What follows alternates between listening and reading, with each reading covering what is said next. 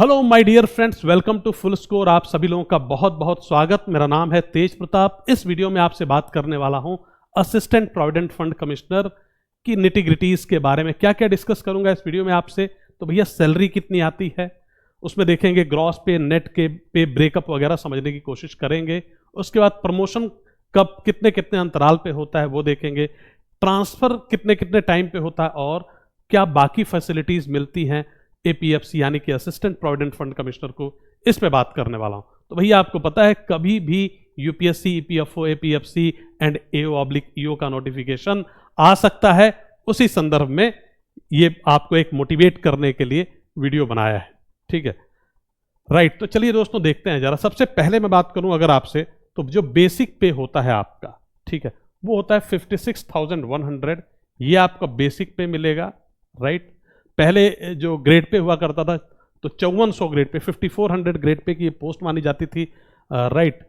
और अगर इसी पे मैं दोस्तों अगर डियरनेस अलाउंस की बात करूं तो वो मिल जाता है आपको 29,733। देखेंगे अराउंड 55% के आसपास ये मिल जाएगा।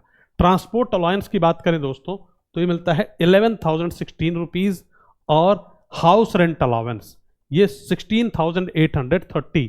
हाउस रेंट अलाउंस की एक खास बात है, कभी कभी आपको ये कम भी दिखेगी कुछ सैलरी स्लिप्स में। रीजन उसका ये है कि जो शहर हैं इंडिया के वो डिवाइडेड हैं 3 कैटेगरीज में। किस लिए? जो हाउस रेंट अलाउंस दिया जाता है उसके लिए, एक्स, वाई और जेड की कैटेगरी में। एक्स में मेट्रो सिटीज हैं जहां पे आपको 30% एचआरए मिलता है, हाउस रेंट अलाउंस मिलता है।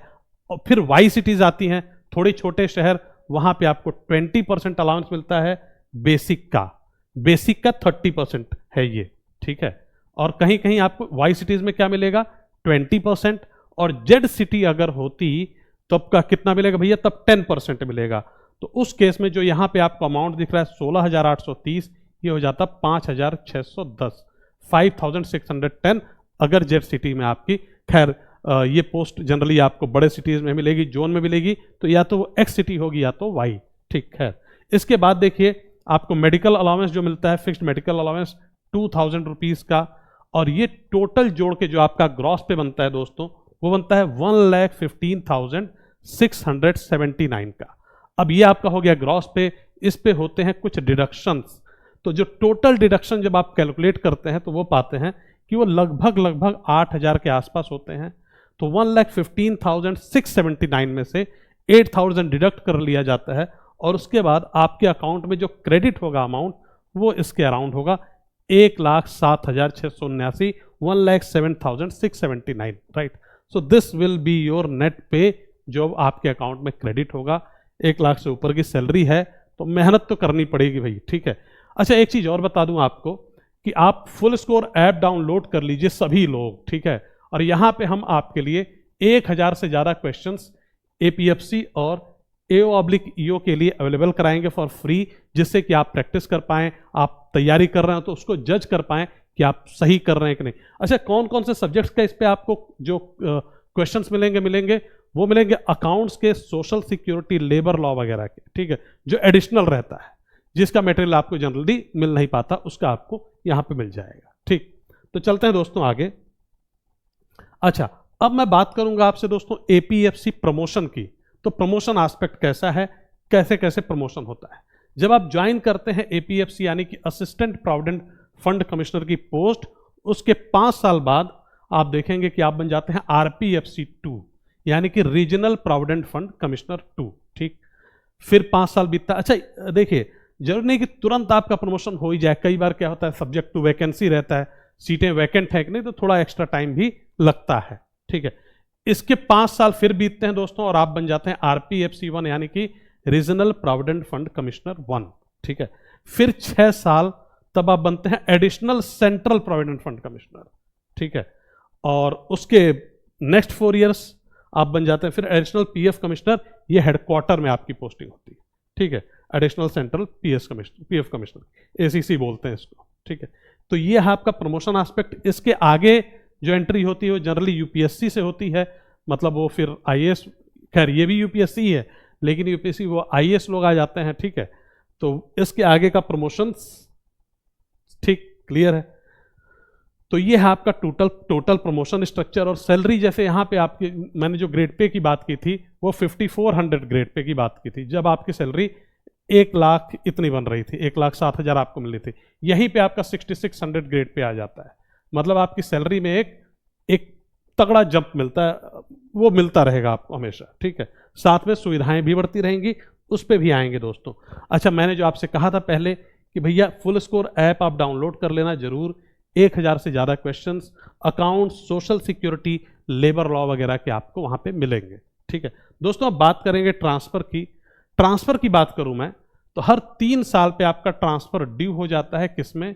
आप APFC रहते हैं, असिस्टेंट प्रोविडेंट फंड कमिश्नर, 3 साल बाद आपका ट्रांसफ़र यहाँ पे ड्यू हो जाएगा।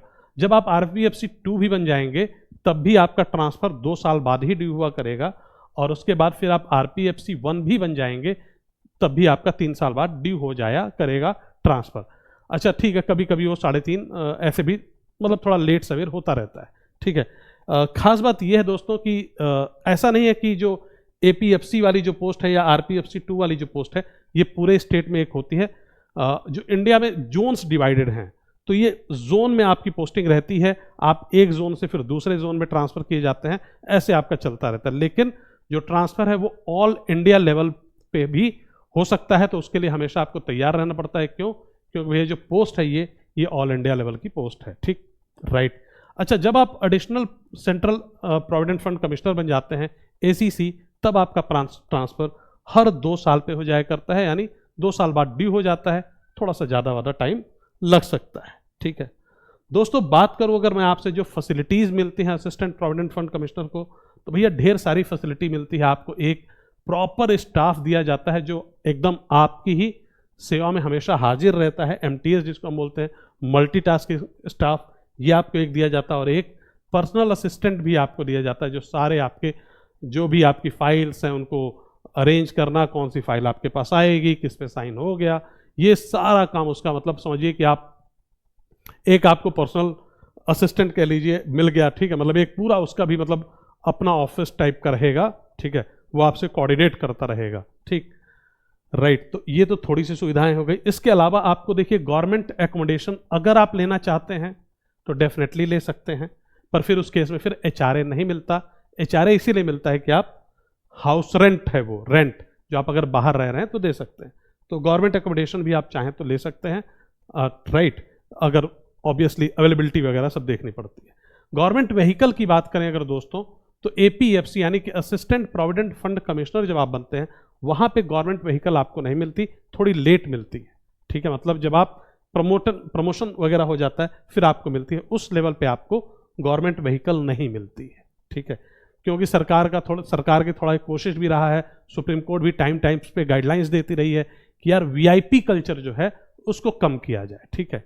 तो गवर्नमेंट व्हीकल नहीं मिलता। लेकिन यार अब मैं कुछ ज़्यादा बोलूँगा नहीं, आप लोग थोड़े समझदार हो, थोड़ा कुछ समझना, ठीक है, बस इस पर ज़्यादा बात मैं नहीं करूँगा। लेकिन यही है कि गवर्नमेंट व्हीकल नहीं मिलता है, बाकी आप लोग समझदार हैं, ठीक है।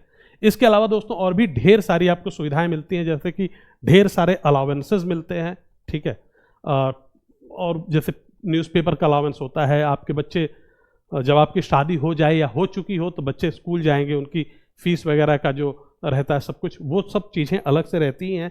इसके अलावा और भी ढेर सारी सुविधाएं आपको मिलती हैं। तो दोस्तों अगर बात करूं पावर्स वगैरह की, ठीक है, तो एक नेक्स्ट वीडियो में जो इनकी वर्क प्रोफाइल, पावर, ये सारी चीज़ें समझेंगे। इस वीडियो में बस इतना ही। और जहाँ तक दोस्तों मैं बात करूं फुल स्कोर की, तो फुल स्कोर ने लगातार पीछे ढेर सारे सिलेक्शंस दिए हैं, ठीक है। ये हैं कुछ नाम, राइट, जो UPSC EPFO, ये जो ऊपर आप देख रहे हैं बच्चे, ये हैं EO जो इन्फोर्समेंट ऑफिसर, अकाउंट्स ऑफिसर वाली पोस्ट है, ये तीनों सेलेक्टेड, ठीक है। और भी बहुत सारे बच्चे सेलेक्ट हुए, ये दिवाकर मिश्रा, ये APFC अभी हैं, असिस्टेंट प्रोविडेंट फंड कमिश्नर, ठीक है। इसके अलावा हमने जहाँ पे भी मतलब अकाउंटेंसी आ जाती है और ये सारी चीज़ें आ जाती है, वहाँ पे बहुत ही बढ़िया सिलेक्शन दिया हमने। पीछे बात करूँ मैं तो AAO की पोस्ट आती है असिस्टेंट ऑडिट ऑफिसर की, उसमें हमने ऑल इंडिया रैंक 1 देखेंगे, 4, 6, ऐसे 8, 9, 10, 12, राइट, और तमाम मतलब इसमें पोस्ट, इसमें सिलेक्शंस हमने दिए हैं। तो आप हमसे तैयारी शुरू कर सकते हैं, जुड़ सकते हैं, ठीक। तो फुल स्कोर ऐप डाउनलोड करिए और तैयारी अपनी शुरू करिए। Thank you.